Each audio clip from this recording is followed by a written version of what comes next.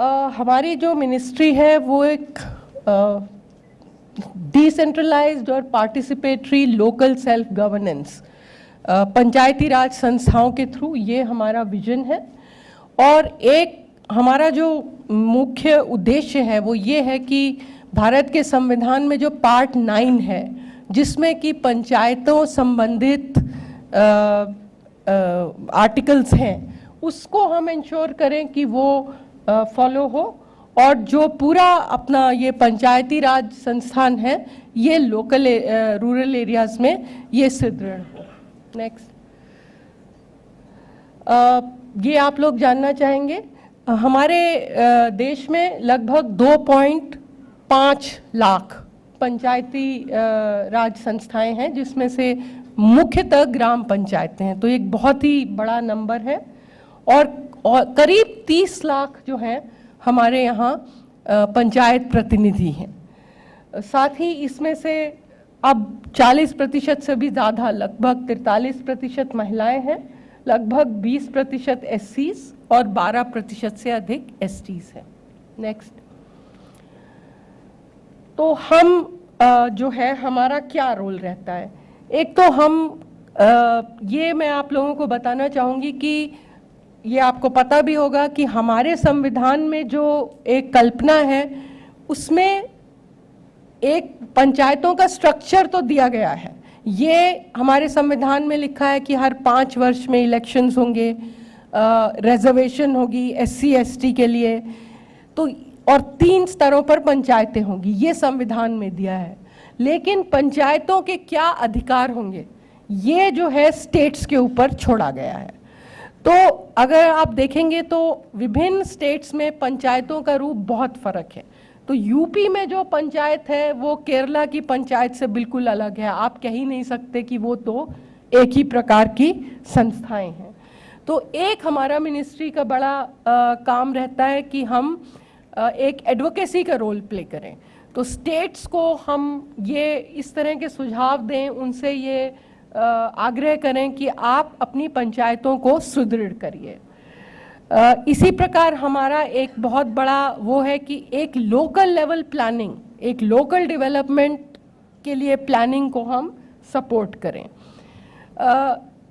अधिकांश राज्य पंचायतों को ज़्यादा अधिकार नहीं देते हैं, और ये भी एक हमारा बहुत बड़ा थ्रस्ट रहता है मिनिस्ट्री का नेक्स्ट, कि हम उनको ये प्रेरित करें कि आप और अधिकार पंचायतों को दीजिए। एक बहुत बड़ा क्षेत्र जिसमें हमारी मिनिस्ट्री काम करती है, इनफैक्ट ये एक हमारा मेन क्षेत्र है, वो है कि पंचायतों की जो स्किल्स हैं या जो वहाँ पे क्षमता है उसको हम बढ़ाएं। तो हम काफ़ी सा ट्रेनिंग को सपोर्ट देते हैं, ई गवर्नेंस को हम बहुत सपोर्ट करते हैं। हमने कई सी सॉफ्टवेयर एप्लीकेशंस बनाई हैं अकाउंटिंग के लिए, प्लानिंग के लिए, जिनको हम ट्रेनिंग और इसके माध्यम से पंचायतों को सपोर्ट करते हैं कि उनको यूज़ करें। और एक बहुत बड़ा काम ये है कि अभी जो हमारा पंचायतों में गवर्नेंस सिस्टम है स्टेट्स में वो काफ़ी वीक है। जैसे कि अकाउंटिंग किस तरह से होनी चाहिए पंचायतों में, खरीदने के क्या तरीके हैं, ये सब अभी अधिकांश क्षेत्र में ये बहुत अच्छी तरह डेवलप नहीं है, जिसकी वजह से पंचायतें जो हैं वो बहुत अच्छी सुदृढ़ संस्थाएं नहीं बन पाती हैं। फिर हम अपनी तरफ से एक काम करते हैं, हर साल हम ऐसे स्टेट्स को अवार्ड्स देते हैं जिन्होंने अपनी पंचायतों को मैक्सिमम सुदृढ़ किया हो। इसमें केरल, महाराष्ट्र, कर्नाटक जैसे राज्य अधिकांश प्राइजेस लेते हैं। इसके साथ ही हम ऐसी पंचायतों को भी प्राइजेस देते हैं जो सबसे अच्छा काम करती हैं। ये पंचायतें हर स्टेट से आती हैं। पिछले 4 साल से हमने ये इनाम देना शुरू किया है, और जब हमने ये इनाम देना शुरू किया है तो हमें खुद ये आश्चर्य हुआ है कि क्या क्या इन पंचायतों ने किया है। फ्रॉम ये अपना हेल्थ, एजुकेशन, डिसेबल्ड, बहुत तरह के चीज़ें जो हैं इन पंचायतों ने की हैं। तो ये एक हमारे लिए भी एक लर्निंग और एक आश्चर्य का विषय रहा है। फिर हमारा ये भी प्रयास रहता है, अभी जो भारत सरकार है वो बहुत सेपरेट मिनिस्ट्रीज़ में बटी हुई है, और हर मिनिस्ट्री जो है वो अपना काम करती है। इससे क्या होता है कि जो लोकल लेवल गवर्नेंस है, जो पंचायत स्तर की गवर्नेंस है, वो वीकन होती है, क्योंकि हर मिनिस्ट्री अपना एक आदेश सा निकालती है और लोकल एरिया के क्या नीड्स हैं ये थोड़ा सा बैकग्राउंड में रहता है। तो एक हमारा ये प्रयास रहता है कि हम सब मिनिस्ट्रीज के साथ ये प्रयत्न करें कि वो पंचायतों को सुदृढ़ करें और सरकार के जो प्रोग्राम्स हैं उनमें एक कन्वर्जेंस आए। नेक्स्ट, हमारी मिनिस्ट्री काफ़ी बदलती हुई मिनिस्ट्री है। 2004 में तो ये स्थापित ही हुई थी। शुरू में इस मिनिस्ट्री में कोई खास स्कीम्स वगैरह नहीं थी, लेकिन धीरे धीरे 2 मेजर स्कीम्स इस मिनिस्ट्री में आई। एक तो था BRGF, backward region grant fund, उसमें कई से NGOs भी इन्वॉल्व रहते थे, जिसमें कि पंचायतों को, जो बैकवर्ड एरियाज़ की पंचायतें हैं करीब 272 डिस्ट्रिक्ट्स में, उनको एक अनटाइड फंड दिया जाता था। फंड थोड़ा था पर वो फंड ये पंचायतें अपने प्लान के अनुसार इस्तेमाल कर सकती थी। दूसरी हमारी स्कीम थी राजीव गांधी पंचायत सशक्तिकरण अभियान, या है, जिसमें कि हम पंचायतों की capacity building, man power, buildings, training, इस प्रकार की गतिविधियों को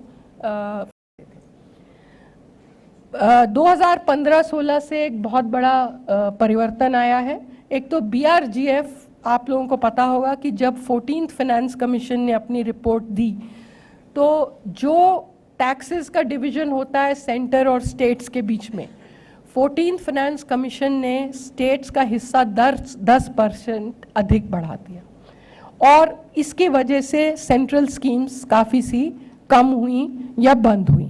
तो BRGF एक ऐसी स्कीम है जो कि स्टेट्स को ट्रांसफ़र हो गई है, अर्थात हम सेंट्रल गवर्नमेंट की तरफ से BRGF को अब फंड नहीं करते हैं। दूसरा, RGPSA जो हमारी पंचायत स्ट्रेंथनिंग वाली स्कीम है वो कंटिन्यू करती है, लेकिन उसका भी स्केल अब कम हो गया है।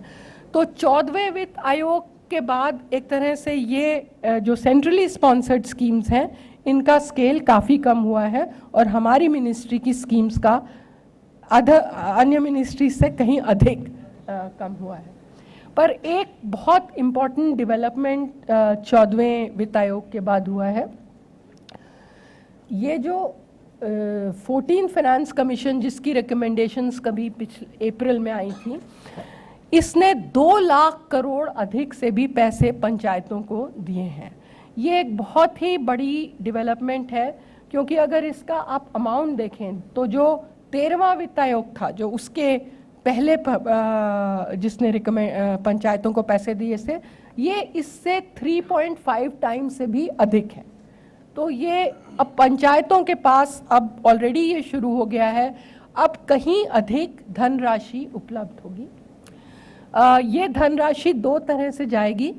90% तो कहा जाता है कि एक बेसिक ग्रांट होगी, यानी कि पंचायत को मिलेगी ही मिलेगी। जैसे जो टैक्सेस का डिवीजन होता है सेंटर और स्टेट के बीच में, वो स्टेट को मिलता ही मिलता है, इसी प्रकार 90% की ग्रांट पंचायतों को मिलेगी ही मिलेगी। पर इसमें से 10% की ग्रांट है जिसको कहा गया है परफॉर्मेंस ग्रांट। ये पंचायतों को तब दी जाएगी जब उनके अकाउंट्स ठीक से मेंटेन्ड हो और ऑडिट में सही रूप से उनका वो आए। ये जो ग्रांट है 14th फाइनेंस कमीशन की, ये इन्होंने बेसिक सिविक सर्विसेज के लिए दी है। इसमें water supply, sanitation, sewerage, solid waste management, next, और community asset, road, street light, burial और क्रिमेशन ग्राउंड, इस तरह की जो मूल सुविधाएं हैं वो सम्मिलित है और इसके गाइडलाइंस भी हाल ही में मिनिस्ट्री ऑफ फाइनेंस द्वारा इशू कर दिए गए हैं। नेक्स्ट, ये जो ग्रांट है 14th फाइनेंस कमीशन की 2 लाख करोड़ से भी अधिक की ग्रांट है, मिनिस्ट्री ऑफ फाइनेंस द्वारा रिलीज़ की जाती है, हमारी मिनिस्ट्री द्वारा नहीं।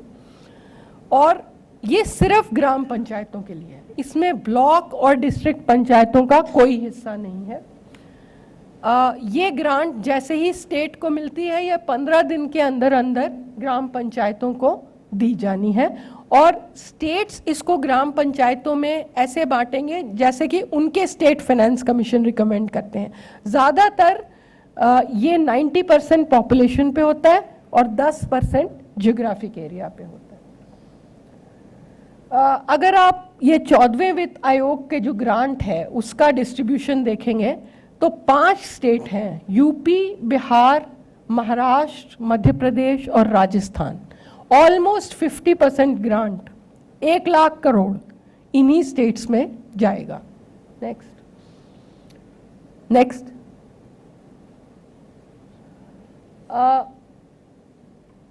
जो एक बहुत बड़ी अपॉर्चुनिटी सरकार के लिए भी और गैर सरकारी संस्थाओं के लिए भी है कि अब ग्राम पंचायत स्तर पे पहले से कहीं अधिक पैसा उपलब्ध होगा। कई ग्राम पंचायतों में ये 8 या 10 गुना भी हो सकता है। और हमने कैलकुलेट किया है कि एक एवरेज ग्राम पंचायत जिसकी पॉपुलेशन करीब 3000 होगी, उसको 17 लाख रुपए प्रति वर्ष मिलेगा। जो छोटी ग्राम पंचायतें उनको कम मिलेगा और जो बड़ी ग्राम पंचायतें उनको अधिक मिलेगा। कई ग्राम पंचायतों को करोड़ या करोड़ से अधिक प्रतिवर्ष की राशि भी मिलेगी। इसके साथ ही अन्य भी कई ग्रांटें हैं, अन्य भी कई स्रोत हैं जो ग्राम पंचायतों पे जाते हैं, जैसे कि MG NREGA, state finance commissions की भी ग्रांट होती हैं और कई स्टेट्स में अन्य सेंट्रल स्कीम से भी फंड्स ग्राम पंचायतों में जाते हैं।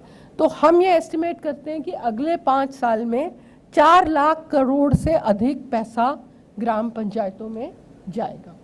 तो एक ये बहुत बड़ी चैलेंज है नेक्स्ट मिनिस्ट्री के लिए कि हम इंश्योर करें कि ये पैसा अच्छी तरह यूज़ हो।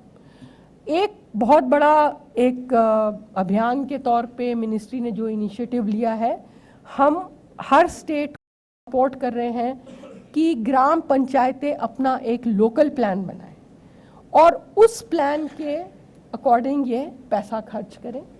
ये प्लान पार्टिसिपेटरी रूप में बने, लोगों की पूरी इसमें भागीदारी हो, इसमें क्षेत्र में किस प्रकार से विकास हो सकता है उस पर पूरी गहन चर्चा हो और इसमें हम बहुत बड़ा एक हमारा काम होगा कि हम पंचायतों की क्षमता बढ़ाएं, क्योंकि ये जो राशि अब उनके पास नहीं आने वाली है ग्राम पंचायत स्तर पे, इसका अच्छा उपयोग हो, ये इसकी पूरी मंशा है। नेक्स्ट, हमारी मिनिस्ट्री की ये एक बहुत बड़ी प्रायोरिटी रहेगी कि हम उचित प्रकार की प्लानिंग, पार्टिसिपेटरी प्लानिंग जो है हर ग्राम पंचायत में सुनिश्चित कराएं। इसके लिए हम काफ़ी ट्रेनिंग का पैसा देंगे, जो हमारी स्कीम है RGPS से, और कई से टेक्निकल इनपुट्स भी हम समय समय पर देते हैं। हम स्टेट्स को ये भी सपोर्ट कर रहे हैं कि उनके अकाउंटिंग गाइडलाइंस वगैरह ऑडिट, क्योंकि अगर ग्राम पंचायतों के पास पैसा अब इतना बढ़ रहा है तो उनके अकाउंटिंग प्रोसीजर्स, ऑडिट इत्यादि बहुत अधिक इम्पॉर्टेंट हो जाएंगे। और इसके साथ ही अगर पंचायतों को सचमुच सेल्फ गवर्नमेंट या स्वशासीय बनना है तो उन्हें अपने रेवेन्यू सोर्सेज को भी बढ़ाना होगा। नेक्स्ट, हम ये भी कोशिश करेंगे, ये हमने कई देर से शुरू किया है कि हम बेस्ट परफॉर्मिंग पंचायतों को ढूंढते हैं एक सिस्टमैटिक रूप से, उनको अब हम एक ट्रेनिंग सेंटर्स के रूप में भी डेवलप करेंगे और गवर्नेंस जो हमारा है, खासकर जो हमारे अकाउंटिंग और प्लानिंग सॉफ्टवेयर हैं, उनको हम और अधिक आगे ले जाएंगे।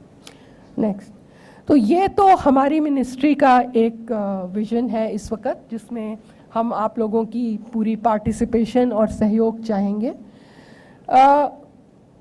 हमारा ये सुझाव है मिनिस्ट्री की तरफ से, आप लोग अन्य सुझाव लाएंगे या अन्य आपके प्रश्न होंगे कि ग्राम पंचायत का ये जो बदलती आइडेंटिटी है, पूरी बदलता रूप है, उसमें आप जिस तरह से स्टेट गवर्नमेंट्स के साथ पार्टनरशिप करते हैं, जिस तरह से सेंट्रल गवर्नमेंट के साथ पार्टनरशिप करते हैं, पंचायतों के साथ भी पार्टनरशिप करें। और ये बहुत इम्पॉर्टेंट हो गया है क्योंकि अब काफ़ी सा फंड जो है वो ग्राम पंचायत लेवल पर ही उपलब्ध होगा। इसमें जब ग्राम पंचायत लेवल पे अब अधिक से अधिक फंड उपलब्ध हो रहे हैं तो उनकी टेक्निकल नीड्स बहुत बढ़ने वाली हैं, क्योंकि कल जिस पंचायत को मुश्किल से 1 लाख रुपए पर साल मिलता था, उसको 17 या 20 लाख रुपए साल मिलेगा।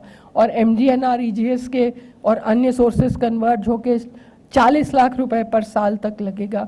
तो उसकी सैनिटेशन में हम क्या करें, ड्रिंकिंग वाटर में हम क्या करें, इस तरह की प्रश्न बढ़ेंगे और किस तरह से करें ये भी उनका नीड्स बनेंगी।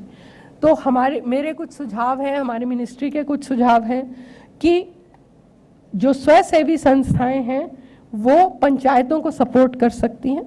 एक तो जो ये हमारा पूरा पार्टिसिपेटरी प्लानिंग का एक इनिशिएटिव है, तो इसमें किस तरह लोगों को इन्वॉल्व किया जाए वो स्वयंसेवी संस्थाएं बड़ी अच्छी तरह जानती हैं। कैसे जो आपके गरीब तबके के लोग हैं, जो वीकर सेक्शंस हैं, उनकी आवाज़ जो है वो कैसे इसमें आए ये सुनिश्चित किया जाए। फिर ये जो बेसिक सर्विसेज जिसके लिए पैसा 14th फाइनेंस कमीशन ने दिया है, ड्रिंकिंग वाटर, सैनिटेशन, इसकी वास्तव में क्या स्ट्रैटेजी होती है, विशेषकर सैनिटेशन। अभी काफ़ी सा सैनिटेशन टॉयलेट्स के साथ कनेक्टेड है, पर अगर आप सचमुच एक स्वच्छता की बात कर रहे हैं ग्राम पंचायत में, तो उसके कई पहलू हैं। बिहेवियर चेंज है, टॉयलेट्स है, सॉलिड वेस्ट मैनेजमेंट है, लिक्विड वेस्ट मैनेजमेंट है, वाटर सोर्सेज की क्लेनलीनेस है, एनिमल्स के साथ क्लेनलीनेस है। तो ये बहुत सारे इश्यूज हैं, तो उसकी एक समग्र रूप से सोच बनाना और उसको इम्प्लीमेंट करना, इस प्रकार के सपोर्ट चाहिए होंगे। फिर जो संस्थाएं यहाँ ऐसी हैं जो बजटिंग और अकाउंटिंग के बारे में कुछ जानती हैं, उसके लिए भी काफ़ी सा सपोर्ट पंचायतों को चाहिए होगा। और जो संस्थाएं ऐसी हैं जो कंप्यूटर, जैसे कई संस्थाएं हैं, कई पंचायतें अब देश के कई भागों में ई सर्विसेज देती हैं, जैसे कि बर्थ सर्टिफिकेट वगैरह या कोई भी सर्विस वो ई सर्विस देती हैं। तो अधिक से अधिक पंचायतें इस प्रकार की ई सर्विस देना शुरू करें। तो ये कुछ बहुत ही गिने चुने मैंने सुझाव दिए हैं जिसमें कि स्वयंसेवी संस्थाओं का सहयोग हो सकता है। अब मैं आई विल स्टॉप हियर, और आप लोगों के कुछ प्रश्न हैं तो कृपया करें। धन्यवाद।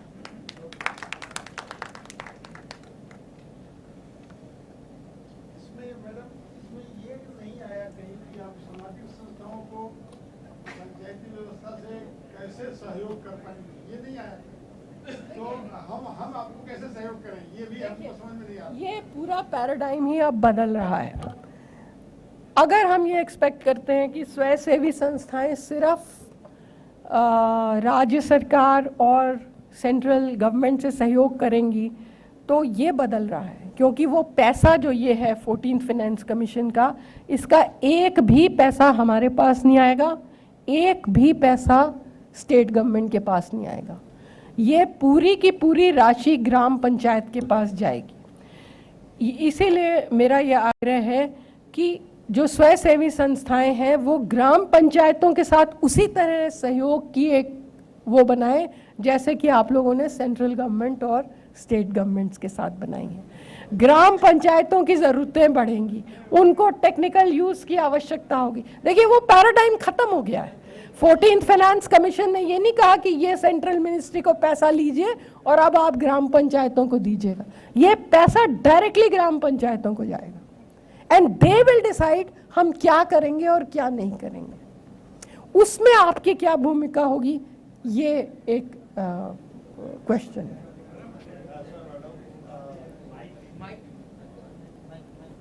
हमारे देश की मैं तो ये कहूँगा कि जब भी कुछ स्कीमें बनती हैं तो एयर कंडीशन कमरों में बैठ के बनती है। प्रैक्टिकल क्या होता है इसके बारे में उसी आदमी को पता है जो फील्ड में है। जहाँ पे ग्राम पंचायत की बात है वहाँ आप अच्छी तरह जानते हैं कि वहाँ पे पॉलिटिक्स चलती है, पंचायतें किसी न किसी पार्टी के साथ वाबस्ता होती है। वहाँ पे अगर हमारी स्वयंसेवी संस्था मदद करना चाहेगी भी तो भी वो एंट्री नहीं करने देंगे, बोलेंगे आपका काम नहीं है। नंबर एक। नंबर दो, स्वयंसेवी संस्था अपने से जो कार्य करना शुरू करती है उनका कोई इंटरेस्ट नहीं होता, लेकिन जिस तरह से वो काम करना चाहती हैं तो फाइनेंस प्रॉब्लम की वजह से वो कर नहीं पाती।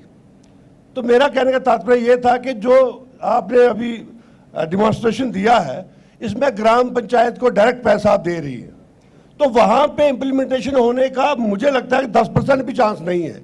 क्यों कि पंचायतें किसी न किसी पॉलिटिकल पार्टी के साथ वाबस्ता है, लगी हुई है।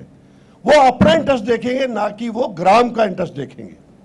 तो इसलिए मैं ये चाहता हूं कि आज की वर्कशॉप में ये सुझाव है कि स्वयंसेवी संस्था के लिए आप एक कंपटीशन रखिए कि 17 लाख में ग्राम पंचायत क्या करती है और 17,000 में स्वयंसेवी संस्था क्या करती है। इस तरह का सुझाव हमें मिला। मैं थोड़ा जैसे जैसे आप क्वेश्चन पूछते जाए मैं रिस्पॉन्ड करती जाऊं, क्योंकि उसके बाद थोड़ा भूलना शुरू हो जाता है। एक बात मैं ये क्लियर कर देना चाहती हूँ कि ये जो वित्त आयोग है, जो 14वें वित्त आयोग 14th फाइनेंस कमीशन की जो मैंने बात की, ये एक कॉन्स्टिट्यूशनल बॉडी है। हर 5 साल में कॉन्स्टिट्यूशन में ये कहा गया है कि एक फाइनेंस कमीशन गठित होगा जो सेंटर और स्टेट्स के बीच में टैक्सेस किस प्रकार बटेंगे इस पर एक निर्णय देगा। और इसी फाइनेंस कमीशन ने पिछले 3-4 फाइनेंस कमीशन 10वें फाइनेंस कमीशन से शुरू करके पंचायतों के लिए भी कुछ फंड्स रखना शुरू कर दिया है। तो ये तो अब एक गिवन है, ये हमारी मिनिस्ट्री के हाथ में बिल्कुल नहीं है कि हम एक कॉन्स्टिट्यूशनल बॉडी की जो डिसीजन है, जो रिकमेंडेशन है, उसको हम वो कर सकें। और इनफैक्ट भारत की पूरी हिस्ट्री में कभी भी 14वें ये वित्त आयोग के रिकमेंडेशंस को ना नहीं की गई। इट हैज़ बीन फॉलोड, क्योंकि ये एक सेंटर और स्टेट के बीच में डिवीजन है। तो ना सेंटर को ये अधिकार है कि हम कहें कि हम आपकी रिकमेंडेशन फॉलो नहीं करते, ना स्टेट को ये अधिकार है कि हम वो कहें कि हम आपकी रिकमेंडेशन को नहीं फॉलो करते। अब पंचायत भी फाइनेंस कमीशंस ने धीरे धीरे करके एक तीसरा टियर उसमें जोड़ लिया है। तो जिस प्रकार से स्टेट गवर्नमेंट एक लेजिटिमेट गवर्नमेंट है, जिस प्रकार से सेंट्रल एक लेजिटिमेट गवर्नमेंट है, उसी प्रकार से पंचायत भी एक लेजिटिमेट गवर्नमेंट है। ये हमारे कॉन्स्टिट्यूशन में भी है और फाइनेंस कमीशन ने जो रिकमेंडेशन दिए हैं उसमें भी है। इसमें किसी मिनिस्ट्री का रोल नहीं है। जी, तो स्वयंसेवी संस्था को मॉनिटरिंग के लिए कोई ना कोई ऐसा निकालिए ना, ताकि वो मॉनिटरिंग कर सके कि हम यहाँ पे आए हैं, हमारी स्वयंसेवी संस्था आई है, तो हमारा रोल क्या होगा गवर्नमेंट की तरफ से, क्योंकि हमें तो कोई वैसे तो मानेगा नहीं। अगर आप मॉनिटरिंग कमेटी बना देंगे किसी स्वयंसेवी संस्था को वहाँ की लोकल या डिस्ट्रिक्ट लेवल पे या स्टेट लेवल पे, तो उनको ये रहेगा कि ये मॉनिटरिंग करने वाले लोग।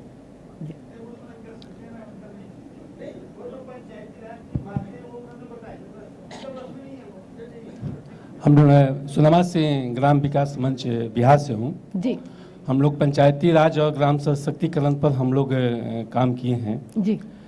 पंचायत क्या किस परिस्थिति में है, मुझे विडम्बना है कि शायद सरकार नहीं जान पा रही है। पंचायत सरकार की पंचायत मतलब मुखिया एक कॉन्ट्रैक्टर बनकर रह गया है, पंचायत व्यवस्था नहीं के बराबर है। और ये सरकार नहीं समझ पा रही है, यहाँ की लोग नहीं समझ पा रहे हैं, तो क्या है हम नहीं समझ पाए। दूसरा चीज़ कहना चाह रहे हैं, हम लोगों ने ग्राम सभा के माध्यम से हम लोगों अभी कहिएगा तो हम लोग के पास पूरे प्लानिंग है, प्लानिंग बनाकर हम लोगों ने ग्राम सभा में पास कराने का प्रयास किया। वो प्लान कहाँ जाएगा? वो प्लान वो नहीं प्लान, अब हमारा बात सुन लीजिए, प्लान हम लोग 2 साल 4 साल पहले हम लोग किए हैं। वो प्लान जाएगा तो उसका प्रशासनिक स्वीकृति जो है डीडीसी देगा, डीएम देगा, उसके अनुकूल अगर वो प्लान होगा तो उसको स्वीकृति देगा, नहीं तो नहीं देगा। पंचायत की उसमें कोई रोल ही नहीं है। तो पंचायत मतलब प्रशासनिक अधिकारी के अधीन पंचायत काम कर रही है। और जहां प्रशासनिक अधिकारी इतने जो ग्राम सभा और आम सभा नहीं समझ पा रहे हैं, वो स्वयंसेवी संस्थाओं के वॉलंटियर सेक्टर के रोल को कैसे वो समझ पाएंगे? इस स्थिति में हमको देखना होगा कि पंचायत जो तीसरी सरकार है, उस तीसरी सरकार कैसे सही और पंचायत नहीं ग्राम सभा सशक्त हो, इसके लिए प्रयास करना चाहिए। धन्यवाद।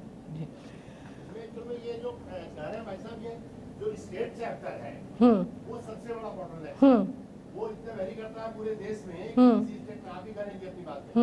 हम लोगों ने करीब साथी बैठे हमारे 42 ग्राम पंचायतों का प्लान बनवाया जो आपने अपने उसमें जी। के रोल में भी रखा जी। है और आपका अपना जो साइलेंट फीचर है उसमें भी आपने डाला है। जी। ये प्लान बनवाना एक अपने आप में कम्युनिटी को पहले अवेयर करके फिर कलेक्टिवाइजेशन फिर देन टेक्निकल इनपुट और फिर प्लानिंग इतनी मेहनत से अगर कोई एनजीओ लग करके प्लान बनवाई और उसके बाद उस प्लान का वही हर्षवा जो सुदामा जी कह रहे हैं कि उसमें फिर जो एज पर स्टेट चैप्टर जो पावर है ग्राम सभा को वो स्टेट ने दिया ही नहीं है कि तुम्हारी बनाई प्लान पे हम फंड डिसबर्स करेंगे। तो ये सबसे बड़ा बॉटलनेक्स है और वो बिल्कुल ठीक कर रहे हैं कि सेंट्रल गवर्नमेंट को इसको समझना चाहिए। वो स्टेट के साथ आप कह रहे थे कि हम लोग एडवोकेसी कर रहे हैं तो आई थिंक ये सबसे बड़ा पॉइंट होना चाहिए एडवोकेसी का कि तुम ग्राम सभा को प्लानिंग का पावर तो दो पहले, उसके आगे सारी बात फिर इसीलिए रुक जाती है और इसीलिए फिर प्रधान वो ठेकेदार बन जाता है कि उसकी सेटिंग ब्लॉक से लेकर डीपीसी तक है, वो कमीशन देके वही सैंक्शन कराता है जो वो चाहता है। ये प्रॉब्लम। एक मिनट, मैं थोड़ा सा एक रिस्पॉन्स कर दूं। सेंट्रल गवर्नमेंट का अगर कुछ इस तरह का सोच है या जानकारी है, नहीं है तो ये जानकारी जो बातें हम लोग रख रहे हैं यहाँ पे उसको अपने सोच से इसको बिल्कुल बिल्कुल लेकर बहुत इसको विचार करें। हाँ सही है। मैं सिर्फ एक बात पॉइंट आउट करना चाहती हूँ कि क्योंकि पंचायत एक राज्य का विषय है, पंचायतें जो है स्टेट टू स्टेट बहुत वेरी करती हैं। जैसे कि मैंने पहले कहा कि अगर आप केरला की पंचायत देखेंगे और अगर आप यूपी की पंचायत देखेंगे, it is just not the same thing. ठीक है, तो इट इज़ ट्रू कि खासकर यूपी और बिहार में इस वक्त पंचायतों की स्थिति बहुत ही दयनीय है, ये फैक्ट है। तो लेकिन हमारी जो कॉन्स्टिट्यूशन है और हमारा जो वो है उसमें ये थर्ड टियर ऑफ गवर्नेंस है और ये मुझे तो नहीं लगता ऐसा है कि भाई सेंट्रल और स्टेट गवर्नमेंट बड़ी अच्छी होती हैं और पंचायतें नहीं अच्छी होती हैं। जो समस्याएं कई आप पंचायतों में बताते हैं वो स्टेट में भी होती हैं, वो सेंटर में भी होती हैं। तो ये तो एक चैलेंज है कि किस प्रकार से इन संस्थाओं को आप विकास कर सकें और कई स्टेट्स ने किया है। अगर आप केरला जाएं, कर्नाटक जाएं, आई डोंट नो वहाँ से कुछ रिप्रेजेंटेटिव्स हैं कि नहीं है यहाँ पे। हाँ, बहुत बहुत फर्क है।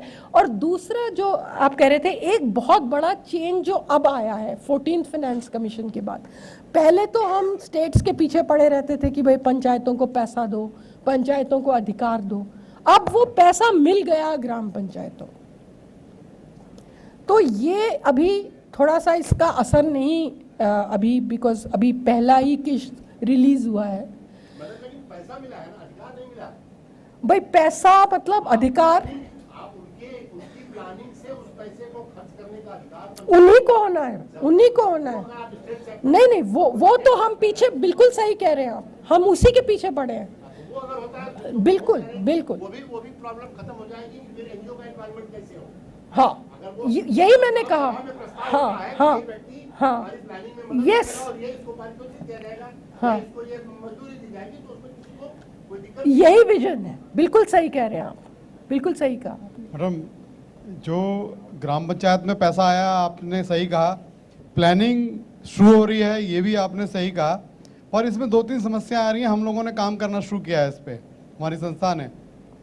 हमें देखने को आया जैसे प्रिया सॉफ्ट है जी, प्लान प्लस है जी इसका जो एक्सेस है, क्योंकि डिजिटल होना है तो ये एक्सेस नहीं हो पा रहा हमारे ऑर्गेनाइजेशन लेवल पे, जी। और ग्राम पंचायत पे तो कैपेसिटी नहीं है। जी। तो आप कन्वर्जेंस की भी बात कर रही हैं, कैपेसिटी बिल्डिंग की भी बात कर रही जी। हैं। तो उन्होंने राइटली सही कहा कि क्या स्कोप है उनकी कैपेसिटी बिल्डिंग, हम लोग करना चाह रहे हैं, जी। हम उनसे मिलकर कर रहे हैं, ग्राम पंचायत हमसे सहयोग कर रही है। जी ना उनके पास साधन है, ना उनकी कैपेसिटी है, ना हम उसको एक्सेस कर पा रहे हैं जो सरकार के साधन है। मतलब मैं फाइनेंशियल रिसोर्सेज की बात हाँ, नहीं कर रहा, समझ मैं गए। डिजिटल रिसोर्सेज की बात कर रहा हूँ। जी तो किस तरह से हम लोग मिलके काम कर सकते हैं, जी। ये बहुत बड़ी अड़चन आ रही है। जी। और 4 ग्राम पंचायत जो हमारी संस्था के साथ मिलके काम करना है, जी करने का इंटरेस्ट उन्होंने बताया है। हाँ तो किस तरह से हम उसको एड्रेस कर सकते हैं? जी, मैं ये नोट करूंगी आपकी बात। और ये डिजिटल वाली समस्या को मैं डिटेल में नहीं समझती हूँ क्योंकि मैंने कभी ई पंचायत का काम किया, पर मैं इसको अपनी मिनिस्ट्री में डिस्कस करूंगी कि क्या आपकी किस तरह की समस्या आ रही है। हाँ, ये तो सारे उत्तर भारत में, पूर्व भारत में ये प्रॉब्लम है। जो आप लोग कह रहे हैं बिल्कुल सही प्रॉब्लम है। अभी जो है एक वो ग्राम पंचायत को वास्तव में अधिकार देने का कल्चर नहीं है हमारे स्टेट में। हाँ Planning और किसी भी चीज में उनका पार्टिसिपेशन बढ़ने वाला नहीं है। हाँ इसमें हम लोगों को एडवोकेसी करना है। जी रेस्पेक्टेड मैडम, मेरा इस अभी जो डिस्कशन है उसमें सबमिशन ये है कि केंद्र सरकार ने एक कॉन्स्टिट्यूशनल बॉडी के तहत रिकमेंडेशन की जो पैसे की ट्रांसफ़र का था वो डायरेक्ट पंचायतों को दे दिया। जैसा कि अभी आपने जो अपना प्रेजेंटेशन में भी दिखाया था जी कि बहुत बड़ा पैसा इन हाँ। फ्यूचर पंचायतों के हाथ में जाएगा, लेकिन उस पैसे के साथ साथ उस उनकी एक जिम्मेदारी भी बनती है, जी वो भी उनको समझानी पड़ेगी। जी वरना ऐसा पहले भी हुआ है, अपने एग्जाम्पल है हमारे सामने जी कि जैसे कि अलग है टॉपिक से, नेशनल रूरल हेल्थ मिशन में यूपी गवर्नमेंट के अंदर बहुत बड़ा पैसा दिया गया और उस पैसे के देने के साथ साथ उस पैसे को कैसे यूटिलाइज करना है उसकी कोई गाइडलाइन नहीं दी गई। ईयरली ऑडिट्स की गई, लेकिन उसके बावजूद भी कई डॉक्टर जो है घोटालों में मारे गए, कईयों ने आत्महत्या की और कई डॉक्टर सस्पेंड हो गए और जेल चले गए और आज भी वो सीबीआई के दुष्चक्र में फंसे हुए हैं। कहीं ऐसा ना हो कि आने वाले समय में जब एक साथ इतना बड़ा पैसा ग्राम पंचायतों को दिया जाएगा और वो अभी इतनी एम्पावर नहीं है कि उस पैसे को सही तरह से कैसे यूटिलाइज करें, तो कहीं ऐसा ना हो कि इन फ्यूचर जाके कोई एक और बवाल खड़ा हो कि सरपंच जेल जाएं और वो आत्महत्या करना शुरू करें। तो मेरा सबमिशन ये है कि कहीं ना कहीं हमें उनको टेक्निकली साउंड भी करना पड़ेगा। पैसा देने के साथ साथ खाली पैसा देने से ही हमारी जिम्मेदारी पूरी नहीं होने वाली, हमें उनको किसी न किसी तरीके से साउंड भी करना पड़ेगा, ऑडिट के पर्सपेक्टिव में, प्लानिंग के पर्सपेक्टिव में, इम्प्लीमेंटेशन के पर्सपेक्टिव में। और एनजीओ हमेशा एक्टिव रहे हैं। एनजीओस की छवि चाहे कितनी भी धूमिल की गई हो, लेकिन आज भी ऐसे एनजीओ हैं जो बहुत ही जेन्युइन तरीके से एक मोटिव लेके पंचायत साथ काम करने के लिए तैयार हैं। उनको रिकॉग्निशन मिलना चाहिए और उनको भी कहीं ना कहीं गवर्नमेंट से सपोर्ट मिलना चाहिए। ये कहना कि वो पंचायत स्तर पर जाके सीधा उनसे अपना समन्वय में बैठा के उनका काम करें, मदद करें, ऐसा मैं समझता हूँ कि एक सकारात्मक रूप में संभव नहीं हो पाएगा। सही कह रहे हैं आप। ये अकाउंटेबिलिटी के इश्यूज, वो पैसा कैसे इस्तेमाल करना है, ये बहुत बड़े, और मैं नोट करती हूँ आपकी बात जो आपने कहा है। धन्यवाद। जब हम पंचायतों को सशक्तिकरण की बात कहते हैं जी और जब हम उनको सशक्तिकरण की स्थिति में लाते हैं, बात ये होती है कि जब वो अपनी योजनाएं बनाने में सक्षम हो जाएं और योजनाएं बना करके दें, उस पर ध्यान नहीं दिया जाता, ऊपर से थोप दिया जाता है। आपको इतनी लैट्रिन बनानी है, आपको इतने रोड बनाने हैं, आपको ये करना है, आपको वो करना है। तो फिर उसका मतलब क्या रह जाता है सशक्तिकरण का? उसके वो जब उसका उपयोग ही नहीं करेंगे, आप उसको मदद नहीं करेंगे गवर्नमेंट की तरफ से, बल्कि उसको हैरेस करने की कोशिश की जाती है कि तुम कुछ नहीं जानते, हमने जो कहा है वो करके दिखाओ, क्योंकि पैसा उनका है। तो बात यह है कि जब तक आप ऐसा कोई इंतजाम नहीं करेंगे, पंचायतों की तरफ से जो योजनाएं बन करके आए और उसको कॉन्सिलेट करके और उनके हिसाब से उनको पैसा न दिया जाएगा, तब तक यही होता रहेगा। वो ठेकेदार बने रहेंगे, उनके एजेंट बने रहेंगे और कमीशन आपस में बढ़ता रहेगा। जी मैडम, मेरा नाम वेलू, तमिलनाडु से री ट्रस्ट से बोल रहा हूँ। खास करके कोई भी सरपंच इलेक्टेड होता है, वहाँ पे पंचायत राज से फंड जा रहा है, लेकिन उसको एजुकेशन नहीं है। वहाँ बाबूजी बैठे हैं, बाबूजी कहाँ साइन करना है वहाँ पे साइन कर रहे हैं, लेकिन उनको ऐसे वीवीगिरी लेबर इंस्टीट्यूट है, ऐसे पंचायत राज के लिए एक नेशनल लेवल पे एक इंस्टीट्यूट हो जाए। हर 200 किलोमीटर में लैंग्वेज चेंज हो रहा है। वो उस हिसाब से हर स्टेट में आखिर एनजीओ को कुछ इंस्टीट्यूट आखिर ऑर्गेनाइजेशन करके जो पंचायत में सरपंच को ट्रेनिंग दिया जाए। पंचायत राज से इतना फंड आ रहा है, अगर 2 लाख रुपया फंड आ रहा है, उसको ऐसे एडवोकेसी के लिए कम से कम 20,000 करोड़ एक्सपेंस करें। वो पहले मस्ट बी कंपलसरी एजुकेशन दें, उसके बाद फंड दें। किसी को कुछ आता जाता नहीं, कुछ पता नहीं है, जाति के नाम से, राजनीति के नाम से वो सेलेक्ट हो जाता है। ये फंड अगर 2 लाख करोड़ दे रहे हैं, 1 लाख करोड़ पब्लिक को नहीं जा रहा है, कहा जाता है रास्ता में, कहा जाता है लास्ट तक नहीं पहुंच रहा है। इसलिए education must be compulsory. National level पे, स्टेट लेवल पे, डिस्ट्रिक्ट लेवल पे इंस्टीट्यूट होना चाहिए, वेल ट्रेन देना चाहिए, तब ये पंचायत राज का जो अमेंडमेंट है सक्सेस हो सकता है। नहीं तो टोटली मेरी तरफ से फेलियर है, ये मेरा सुझाव है। Thank you.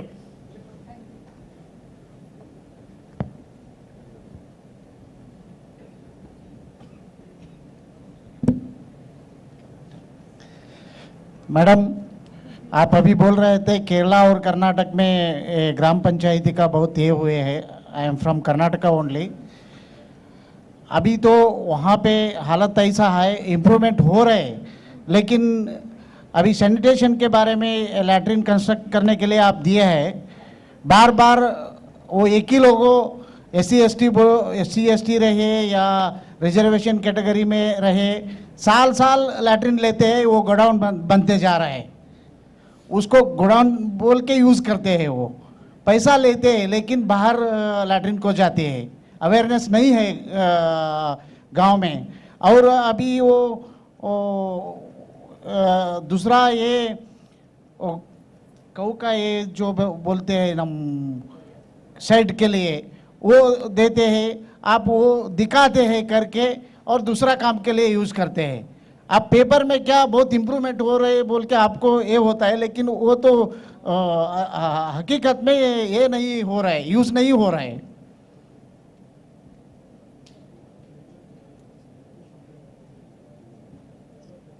Namaste. Ma'am, with whatever basic experience I have in rural development and पंचायती राज, एक जो मेजर प्रॉब्लम मुझे लगी है वो है कि पब्लिक पार्टिसिपेशन बहुत नहीं हो पाती। It could be major in the northern states, ये माइट भी एक रीज़न हो। तो एक मेरा अभी एक्सपीरियंस रिसेंट रहा है, हिमाचल प्रदेश में धर्मशाला के अंदर एक पंचायत है सौंकनी दी कोट। वहाँ मुझे एक मौका मिला एक ग्राम सभा अटेंड करने का। वहाँ फिर एक प्रधान जी से बात भी हुई, तो वो ग्राम सभा इस वजह से सस्पेंड हो गया या ये रोकना पड़ा बिकॉज 50% पार्टिसिपेशन नहीं थी। मैंने जब पूछा कि क्या होता है, प्रोसेस क्या होता है, तो उन्होंने बताया कि पहली बार रुक गई तो अगली बार हम ग्राम सभा करते हैं, दोबारा भी अगर रुक गई तो तीसरी बार में हमारे जो प्रधान होते हैं उनके पास ये अधिकार होता है कि वो जो भी रेजोल्यूशन बना के देंगे that could be implemented. That is how it works. That is what they said me. तो आपको ये या हमें ये नहीं लगता कि it is a fault way because तीसरी बार में लोगों की पार्टिसिपेशन तभी हो पाती है जब उनको लगता है कि हमें इससे कुछ मिलेगा। मतलब दे आर नॉट, उनकी एक सेल्फ मोटिवेशन नहीं होती है पार्टिसिपेट करके क्षेत्र के लिए कुछ करने का। तो इस हम सुधार सकते हैं क्या कि लोगों की पार्टिसिपेशन के साथ हम रेजोल्यूशंस बनाएं और किस तरीके से कर सकते हैं? Thank you.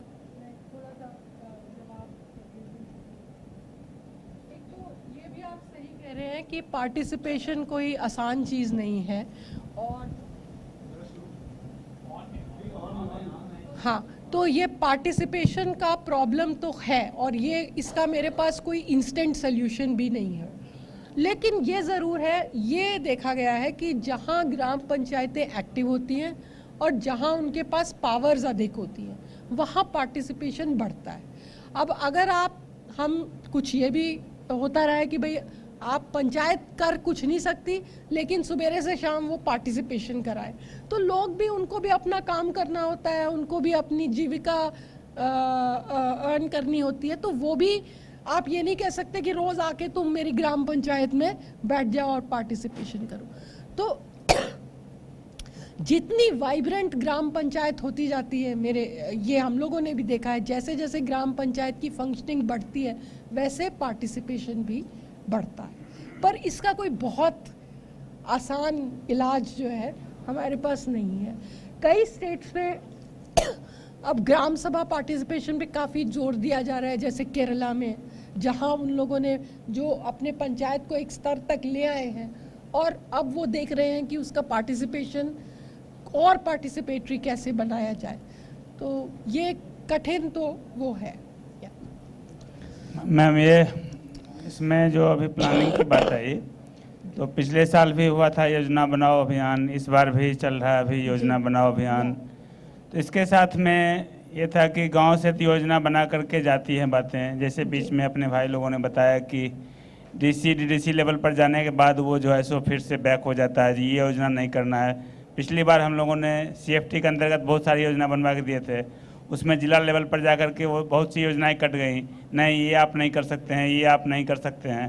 तो इसमें कहाँ तक ये सही रहता है कि वहाँ जो ग्राम सभा द्वारा योजनाएं बनी है उसको इम्प्लीमेंट करने के पीछे इस तरह का तर्क दिया जाता है? क्योंकि फाइनल अथॉरिटी ये है कि ग्राम सभा जिसको पास कर दिया है उसको कोई काट नहीं सकता है। लेकिन फिर भी इसको काटा जाता है क्यों? दूसरी चीज़ है कि सेंट्रल के साथ में, स्टेट के साथ में अच्छे अच्छे ब्यूरोक्रेट हैं, पढ़े लिखे लोग हैं, उनकी टीम है जो कि योजनाएं बनाने, उनको धरातल पर उतारने के लिए अलग अलग तरह की चीज़ों को, स्कीम को, फिनांस की स्कीम है जो भी हैं, सबको रखती हैं। लेकिन एक मुखिया या पंचायत का जो लोग है, उनके साथ में जब इतने बड़े फंड फ्लो होगा तो कौन लोग उनको देखेंगे, कौन उनका हिसाब किताब रखेंगे? तो इसके पीछे हमको लगता है इसमें कहीं कुछ भी नहीं था।